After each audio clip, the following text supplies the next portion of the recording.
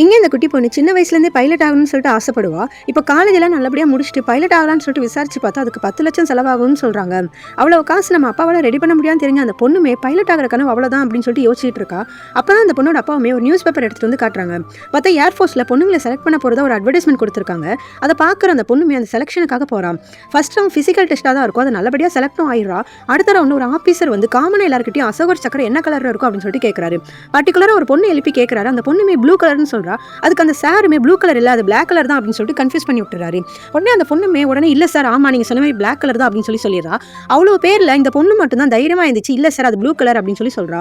அதுக்கு அந்த சாருமே அப்போ நான் சொன்னது தப்பா அப்படின்னு சொல்லிட்டு கேட்குறாரு. அதுக்கு இந்த பொண்ணுமே ஆமாம் சார் அதுக்கு தப்பு தான் அப்படின்னு சொல்லிட்டு தைரியமாக ஆன்சர் பண்ணுறான். அடுத்த ரவுண்டில் ஒரு பெஞ்ச் மேலே ஏறி நின்று ஜம்ப் பண்ண சொல்கிறாங்க. அப்போ எல்லா பொண்ணுங்களுமே எட்டி பார்த்துட்டு என்னால் ஜம்ப் பண்ண முடியாது சார் அப்படின்னு சொல்கிறாங்க. ஆனால் இந்த பொண்ணு மட்டுமே குதிக்கணும் அவ்வளோதானு சொல்லிட்டு நின்ன இடத்துல இருந்தே குதிக்கிறான். அந்த ரவுண்டில் சின்னதாக ஒரு இன்டர்வியூ மாதிரி வைக்கிறாங்க. அதுக்குமே போல்டாக ஆன்சர் பண்ணதுனால எல்லா பொண்ணுங்களையும் இவளை மட்டும் செலக்ட் பண்ணிடுறாங்க. கடைசியாக ஒரு மெடிக்கல் டெஸ்ட்டில் ஹெல்த், வெயிட், பிபி அப்படின்னு சொல்லிட்டு எல்லாத்தையுமே செக் பண்ணி பார்த்துட்டு அந்த ஆஃபீஸர் இந்த பொண்ணை கூப்பிட்டு நீ 7 கிலோ வெயிட் அதிகமாக இருக்க, 1 சென்டிமீட்டர் ஹைட் கம்மியாக இருக்க, அதனால உன்னை செலக்ட் பண்ண முடியாதுன்னு சொல்லிட்டு அந்த இடத்த விட்டு அனுப்பிடுறாங்க. இப்போ இந்த பொண்ணுமே ரொம்ப சோகமாக வீட்டுக்கு வந்து அவங்க அப்பா கிட்ட நடந்த சொல்லி அழுகிறா.